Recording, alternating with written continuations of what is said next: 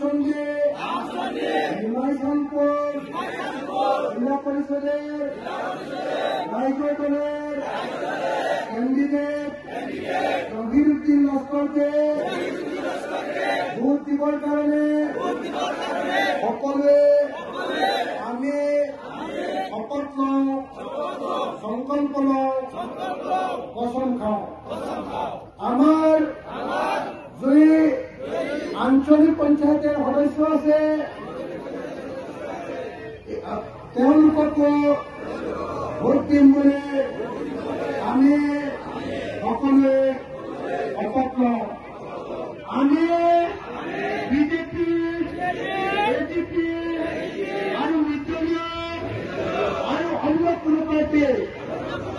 Vote নিদিওঁ vote আমি ৰাইজৰ দলক দিম।